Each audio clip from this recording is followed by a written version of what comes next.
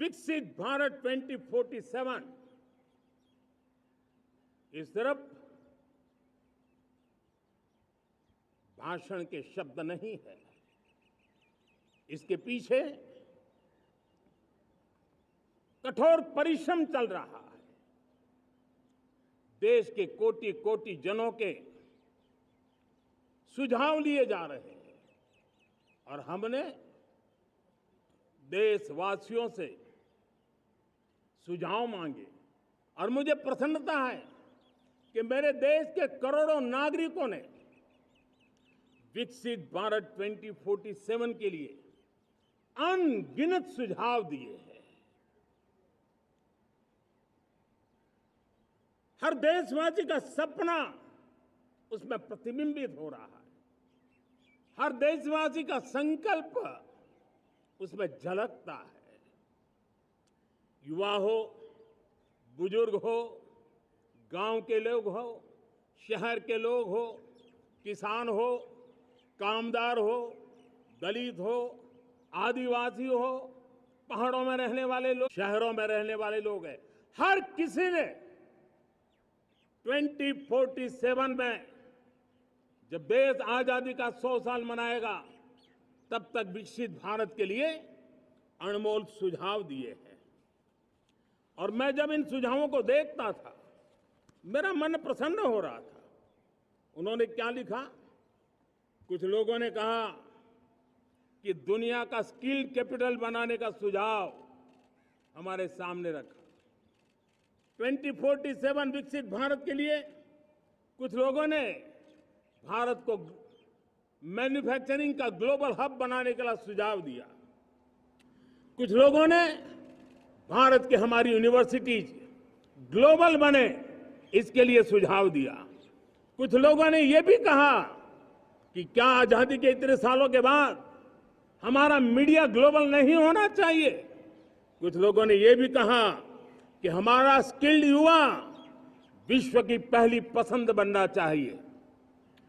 कुछ लोगों ने सुझाव दिया भारत को जल्द से जल्द जीवन के हर क्षेत्र में आत्मनिर्भर बनना चाहिए।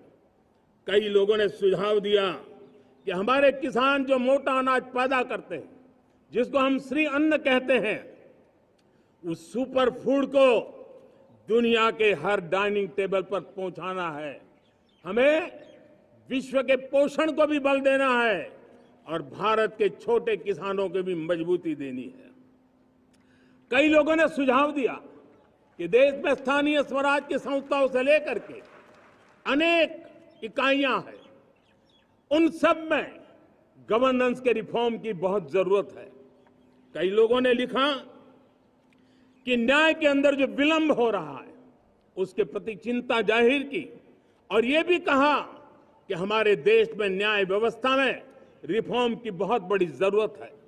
कई लोगों ने लिखा कि कई ग्रीनफील्ड सिटीज बनाने की अब समय की मांग है।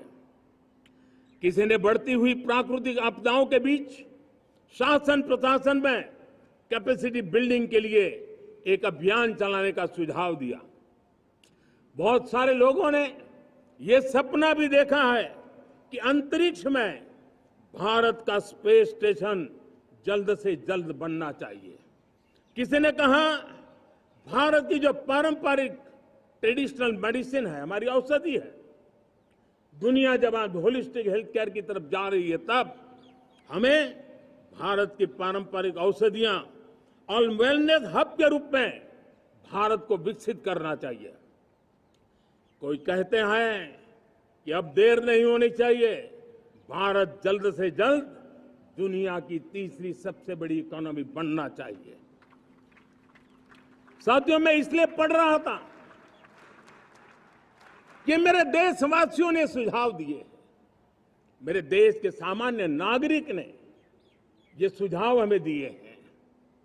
मैं समझता हूं जब देशवासियों की इतनी विशाल सोच हो, देशवासियों के इतने बड़े सपने हो, देशवासियों की इन बातों में जब संकल्प झलकते हो तब हमारे भीतर एक नया संकल्प दृढ़ बन जाता है, हमारे मन में आत्मविश्वास नई ऊंचाई पर पहुंच जाता है।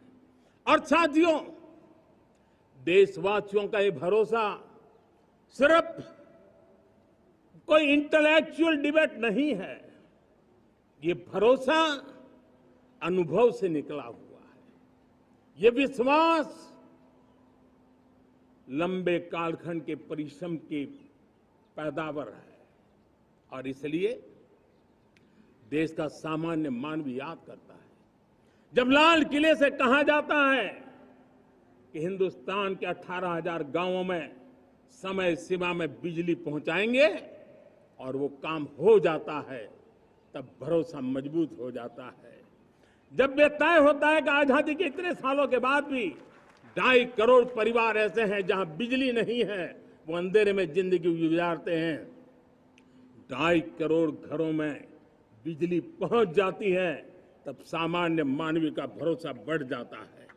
जब लाल किले से स्वच्छ भारत की बात कही जाए, तब इस देश के अग्रिम पंक्ति में बैठे हुए लोग हो, गांव के लोग हो, गरीब बस्ती में रहने वाले लोग हो, छोटे छोटे बच्चे हो, हर परिवार के अंदर स्वच्छता का वातावरण बन जाए, स्वच्छता की चर्चा हो, स्वच्छता के संदर्भ में एक दूसरे को रोक टोकने का निरंतर प्रयास चलता रहे।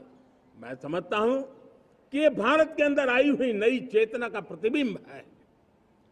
जब देश के